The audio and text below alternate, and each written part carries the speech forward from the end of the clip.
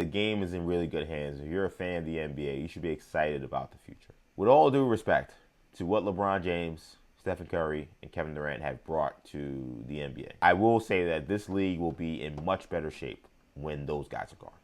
Those guys represent a nothing matters era, a era of what's the big deal about this or that, and a laissez-faire attitude towards things that have value to the NBA, and it has hurt the league.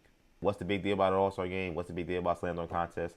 What's the big deal about joining a 73-win team? Like, they keep trying to gaslight fans into thinking that you'll just take this crap and we'll be fine with it, and it's not going to be that big a deal. And it sucks. And what I'm seeing from Victor Wembanyama, as to me, I looked at that and said, oh, wow, this guy was on the court with LeBron James and Kevin Durant and Anthony Edwards and all these other stars, and that was a guy that made everybody else play hard. This French kid who's 22 years old, 23 years old. That tells me this guy is going to be the face of the NBA. When we kept saying that Michael Jordan wouldn't allow some of this stuff, because people would say, well, how are you guys getting on LeBron for this? How are you getting on LeBron for that? Why are you blaming him for this?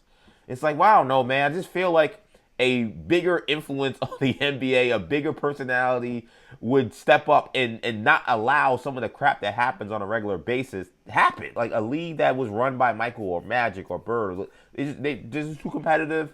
They're just too much of a cult of personality. They're just too influential, and it just wouldn't happen. And LeBron, maybe he has that influence, but he doesn't wield it in that way because of his personality. That is not Victor Wembanyama.